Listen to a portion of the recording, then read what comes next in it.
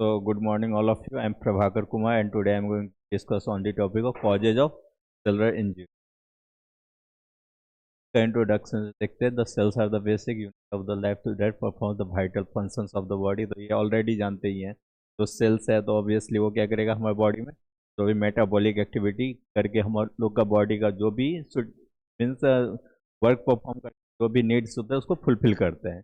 Cell division करके cell का growth करेगा एंड मेटाबॉलिक प्रोसेस करके हम लोग का बॉडी को एनर्जी प्रोड्यूस करता है, जिसकी वजह से बॉडी क्या है तो कोई भी चीज़ इफेक्टिवली परफॉर्म कर पाते हैं.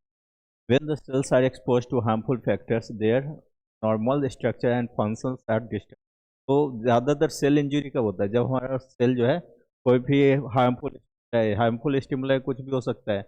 इट में बी आइदर बैक्टीरिया, केमिकल, ठीक है. तो कुछ भी हो सकता है जो स्टिमुलाई, जो आपका बॉडी का केमिकल भी हो सकता है, या हम लोग जो ड्रग जो कंज्यूम करते हैं वो भी हो सकता है. अगर एक्सेस अमाउंट ऑफ ड्रग जो है कोई भी साइड इफेक्ट या टॉक्सिक इफेक्ट जो कॉज करता है, इसके अलावा जो पॉइजनस सब्सटेंस, यानी तो हमारा क्या है जो माइक्रोबियल अटैक जो हमारे बॉडी में होता है वो सब क्या है स्टिमुलाई है. उसके एक्सपोजर में आने की वजह से क्या होता है सेल का स्ट्रक्चर एंड फंक्शन दोनों डिस्टर्ब हो जाता है, जिसकी वजह से क्या है this condition is called cellular. जो कंडीशन कहते हैं उसको हम क्या बोलते हैं सेलुलर इंजरी.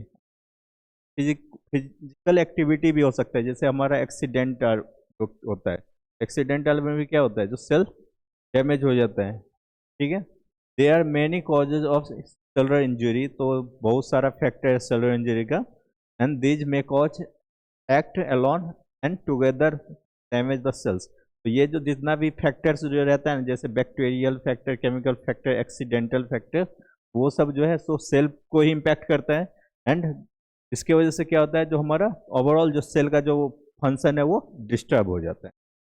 तो understanding these causes helps in prevention of diseases, early diagnosis and proper treatment. तो इसलिए सेलुलर इंजरी को अगर सही से अगर ओवरऑल उसका रूट कॉज पता चल जाएगा, जिसकी वजह से क्या हो जाएगा हम लोग कोई भी जो अगर बैक्टीरियल सोर्स से अगर सेल इंजरी हो रहा है मीन्स सेल में स्ट्रक्चर एंड फंक्शन अल्टरेशन आ रहा है, तो क्या करेंगे तो डिजीज जो हुआ है उसको प्रिवेंशन में हेल्प कर सकता है, का डिजीज का डायग्नोसिस में हेल्प कर सकता है. इसके अलावा उससे रिलेटेड जो प्रॉपर ट्रीटमेंट है उसका पता चल सकता है. फिर आता है आपका major causes of cellular injury. जो आपका जो मेन कॉज है जो जिसकी वजह से सेल इंजरी होता है, तो पहला कौन सा आपका फिजिकल एजेंट्स. तो फिजिकल एजेंट्स जो है तो कुछ भी हो सकता है. जो हमारा डस्ट भी हो सकता है. डस्ट भी हमारे बॉडी के अंदर जाने की वजह से क्या होता है एलर्जिक कंडीशन जनरेट कर देता है, जिसकी वजह से हमारा तो क्या होता है म्यूकस सिक्रेशन लंग्स में बढ़ जाता है एंड मीन्स ब्रीथिंग करने में दिक्कत होती है ना. इसके अलावा जो भी है आपका माइक्रोबियल भी हो सकता है, जैसे ट्यूबरकुलोसिस का बैक्टीरिया कोई भी इंडिविजुअल के अंदर चला गया एंड वो क्या करेगा ट्यूबरकुलोसिस कॉज करेगा. ठीक है. तो अब फिर कौन सा आता है आपका केमिकल एजेंट्स. तो केमिकल एजेंट्स एंड ड्रग्स. तो केमिकल एजेंट्स कौन सा हो गया तो कुछ भी हम लोग जो means either should be drugs substance भी हो सकता है, यानी तो मीन्स अनइंटेंशनली हम लोग जो कुछ कंज्यूम कर लेते हैं जिसके बारे में हमको पता नहीं है, जो ये हमारा होता है ना कभी कभी खाने के साथ कुछ मेडिसिन का रिएक्शन हो जाता है, वो भी हो सकता है. तो जिसकी वजह से क्या होता है हमारा सेल पे इम्पैक्ट करता है. Then infectious agent. Infectious agent means क्या जो आपका बैक्टीरिया वायरस जो भी हमारा बॉडी पे अटैक करता है. फिर हाइपोक्सिया एंड एस्चीमा. हाइपोक्सिया मीन्स क्या होता है जो ऑक्सीजन का लेवल कम हो जाता है. और ऑक्सीजन का लेवल कम होता है तो क्या होता है हमारा सीवियर चेस्ट पेन फील होता है, क्योंकि ऑक्सीजन डिमांड बढ़ जाता है एंड हमारा जो सेल्स है उसको एडिक्वेट अमाउंट ऑक्सीजन नहीं मिलता है. ठीक है. तो जिसके वजह से भी हमारा सेल डैमेज होता है. एंड इस्कीमिया क्या है जो सीवियर पेन. फिर आता है न्यूट्रिशनल बैलेंस. तो न्यूट्रिशनल इम्बैलेंस की वजह से भी इम्पैक्ट करता है, क्योंकि अगर न्यूट्रिशन जो प्रॉपर अमाउंट में नहीं मिलेगा जिसकी वजह से क्या हो जाएगा सेल का ग्रोथ नहीं होगा सही से, एंड सेल का ग्रोथ नहीं होगा तो उसका स्ट्रक्चर एंड फंक्शन में चेंजेस आएगा. तो स्ट्रक्चर एंड फंक्शन में अगर चेंजेस आएगा तो उसी को तो सेल इंजरी बोलते हैं. फिर आता है जेनेटिक डिफेक्ट. जेनेटिक डिफेक्ट मतलब क्या है जो एक जनरेशन से दूसरी जनरेशन क्या हो रहा है, जो हमारा कोई भी डिजॉर्डर जैसे हीमोफीलिया है, जेनेटिक डिजॉर्डर है जो एक जनरेशन से दूसरे जनरेशन में ट्रांसफर हो रहा है. ठीक है. तो वो भी फैक्टर इम्पैक्ट करता है. फिर आता है इम्यून रिएक्शन. तो हम लोग जानते हैं कभी कभी जो कुछ ब्लड अगर सही से अगर चेक नहीं करे और किसी भी इंडिविजुअल में वो ब्लड डाल देता है तो क्या हो जाता है, रिएक्शन हो जाता है ना। तो वो क्या होता है, तो क्योंकि इम्यून जो सिस्टम जो होता है हमारा बॉडी का, वो दूसरे इम्यून सिस्टम को as a foreign substance treat करता है, जिसकी वजह से क्या होता है, तो हमारा बॉडी में जो मीन्स आप फाइट करना अपने में शुरू कर देता है। ठीक है, तो इसकी वजह से भी हमारा सेल इंजरी होता है। फिर आता है आपका फिजिकल एजेंट। तो फिजिकल एजेंट कौन सा होता है, these are the agent are external factors that directly damage the cells. ये जो ऐसा एजेंट है जैसे हमारा हीट, कोल्ड, रेडिएशन, ट्रोमा, ये सब जो है डायरेक्टली जो हमारा सेल पे ही इम्पैक्ट करता है। ठीक है, आप सुने हो ना, जो सनलाइट से यूवी रेडिएशन आता है जो क्या करता है, स्किन को डैमेज करता है और स्किन कैंसर कॉज करता है। तो वो क्या कर रहा है, जो सेल का स्ट्रक्चर है, फिजियोलॉजी को चेंज कर दे रहा है। ठीक है, तो एग्जाम्पल्स में क्या कर रहा है, हीट क्या कर रहा है, it causes Burns and protein damage. तो हीट के एक्सपोजर में जब भी प्रोटीन जाता है तो प्रोटीन क्या हो जाता है, डिग्रेड हो जाता है, प्रोटीन का स्ट्रक्चर चेंज हो जाएगा। फिर cold, cold leads to frostbite and tissue injury, तो टिश्यू इंजरी कॉज करता है। इसके अलावा रेडिएशन क्या करता है, damage to DNA and many cause may cause cancer. तो बेसिकली ये क्या करता है, हम लोग को बॉडी में जो ओवरऑल जो रेडिएशन हमारे स्किन पे ही पड़ता है, तो इसलिए वो क्या करता है, हमारा स्किन कैंसर कॉज करता है। फिर आता है ट्रॉमा। ट्रॉमा क्या है, it is the injury due to accidents, cuts and blows. तो हम लोग बेसिकली जब सपोज कोई सा भी अनइंटेंशनली जो कोई भी कट हो जा रहा है, चाहे एक्सीडेंट की वजह से हो या कोई अदर फैक्टर की वजह से हो, तो उसकी वजह से भी क्या होता है, हमारा सेल इंजरी होता है। फिर आता है इफेक्ट्स ऑन सेल्स। तो सेल इंजरी होने की वजह से सेल पे क्या इफेक्ट आता है, it causes the damage to the cell membrane. Obviously ये सब होगा, स्ट्रक्चर में चेंजेस आना मतलब ये नहीं जो स्ट्रक्चर का शेप चेंज हो रहा है, चेंज सेल है उसका प्लाज्मा मेम्ब्रेन को डिस्ट्रॉय, अगर वो ब्रेक हो जा रहा है तो वो भी तो स्ट्रक्चर में चेंज आया ना। वो पहले क्या करेगा, जो हमारा सेल मेम्ब्रेन या प्लाज्मा मेम्ब्रेन का ब्रेक करेगा। ठीक है, फिर नेक्स्ट क्या है, जो सेल के अंदर प्रोटीन रहता है, प्रोटीन जो है कैरियर मॉलिक्यूल का भी काम करता है एंड रिसेप्टर में भी रहता है, उसको ये पहले डीनेचुरेट करेगा। डीनेचुरेट मीन्स क्या, जो उसका फंक्शन को लॉस कर देगा, स्ट्रक्चर ही चेंज कर देगा, जिसकी वजह से क्या होगा, इसका फंक्शन लॉस्ट हो जाएगा एंड फाइनली क्या होगा, सेल डेथ हो जाएगा। फिर आता है केमिकल एजेंट्स। तो various chemical agents and drugs can cause cellular injury. तो बहुत सारा ड्रग्स है, कभी कभी कुछ पॉइजनस सब्सटेंस भी कोई खा के सुसाइड कर लेते हैं, तो ये किस में आ जाएगा, हमारा केमिकल एजेंट में। तो एग्जांपल्स में क्या आ जाएगा, पॉइजनस सब्सटेंसेस।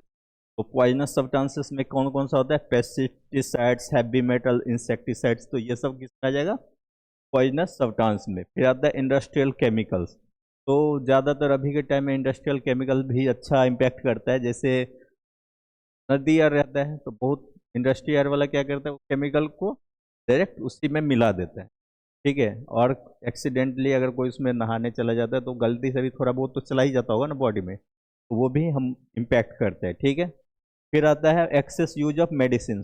अगर कोई भी मेडिसिन का एक्सेस हम यूज करें, मीन्स ड्रग पे ज़्यादा डिपेंड हो गए हैं, ठीक है, तो वो भी हमारा क्या करता है, तो सेल इंजरी कॉज करेगा। एंड एल्कोहल एंड टोबैको, तो ये तो करता ही है। फिर आता है इसका इफेक्ट सेल्स पे कैसे पड़ता है। पहले क्या करेगा, it disturbs the normal metabolism. Cell का जो मेटाबॉलिज्म का जो प्रोसेस है, ठीक है, उसको ये पहले डिस्टर्ब करेगा। फिर ये क्या करेगा, इंजाइम को डैमेज करेगा। इंजाइम भी क्या है, प्रोटीनियस नेचर का रहता है। इंजाइम हमेशा जो है ना रेडिएशन, हीट और केमिकल सेंसिटिव रहता है। ठीक है, ये तीनों से ये डिग्रेड हो सकता है, तो इंजाइम का इफिकेसी को लॉस करेगा, जिसकी वजह से क्या होगा, it causes the cell death.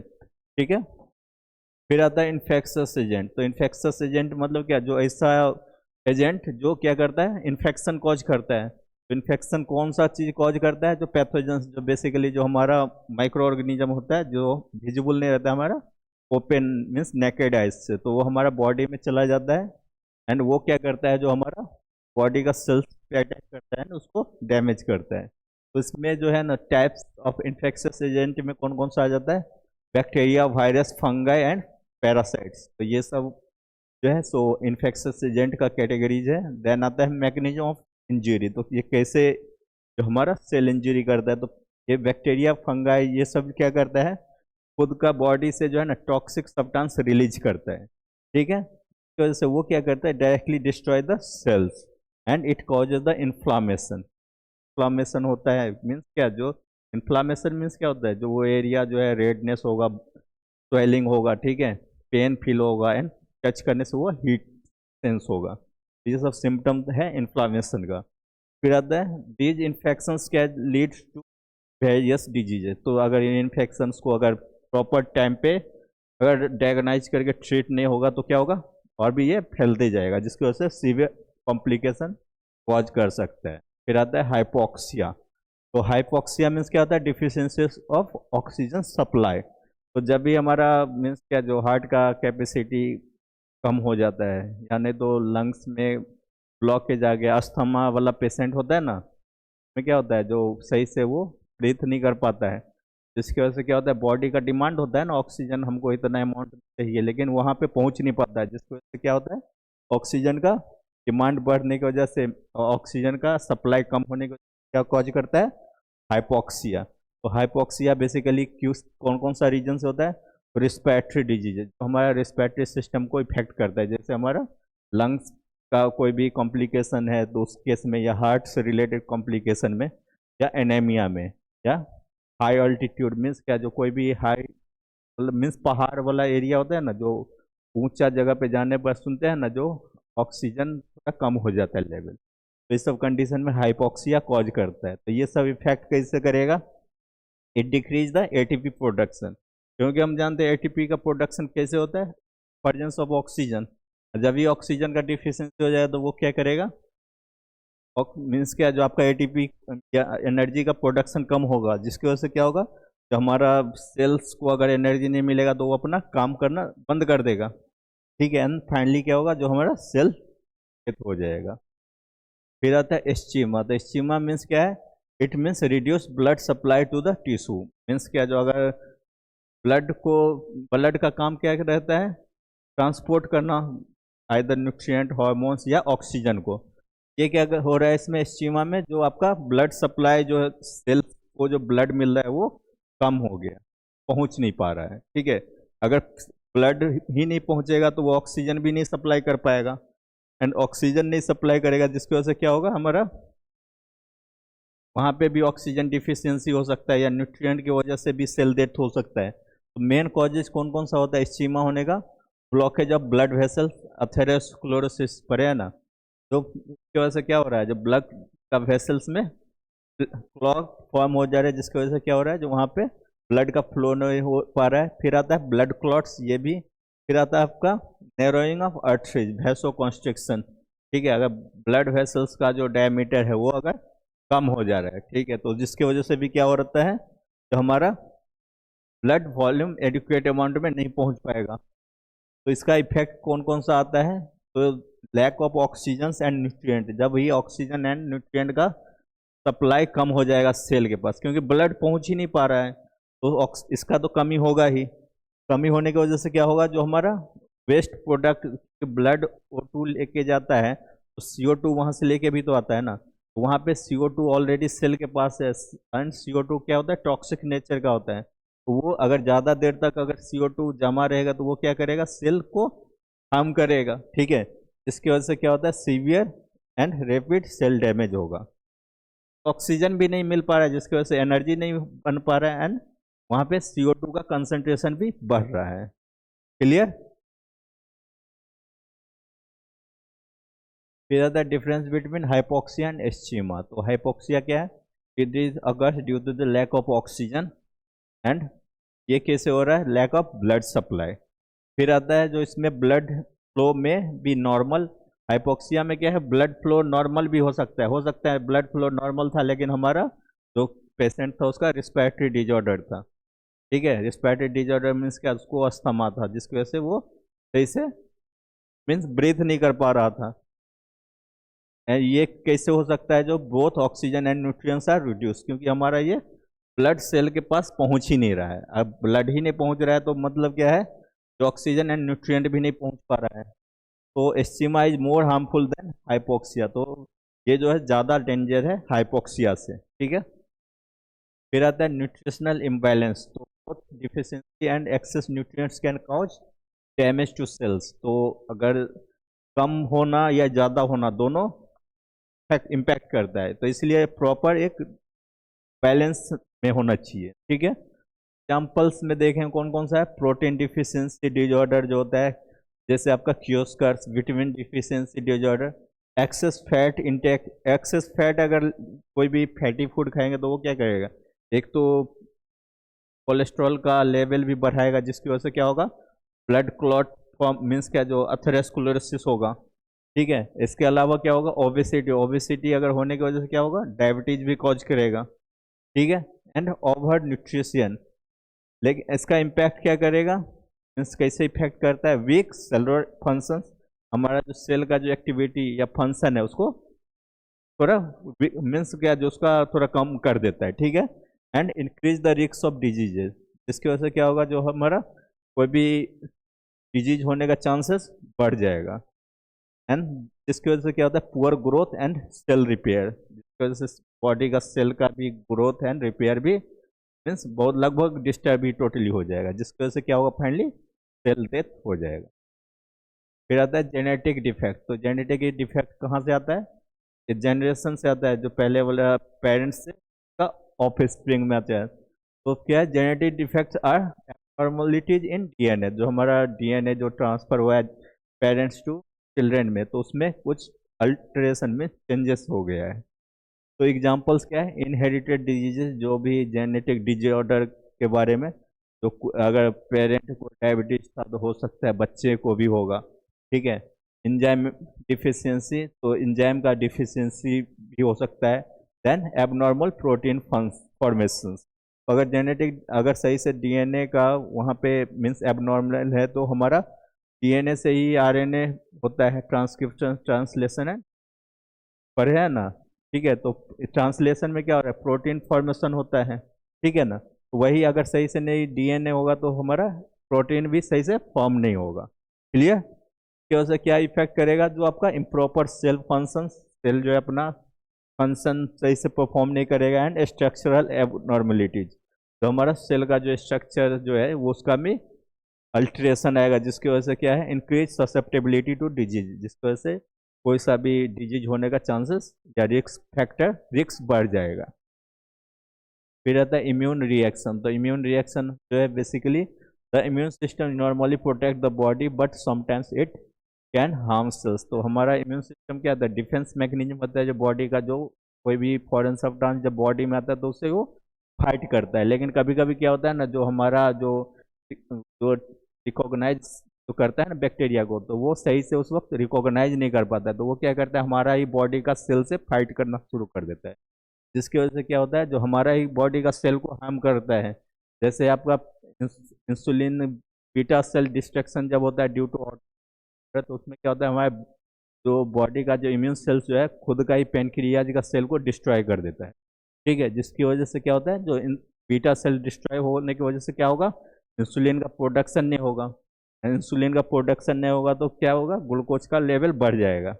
Insulin क्या कर रहा था, ग्लूकोज को ग्लाइकोजन में कन्वर्ट कर रहा था, लेकिन वो कन्वर्ट नहीं कर पाया, जिसकी वजह से क्या कॉज करेगा, डायबिटीज कॉज कर देगा।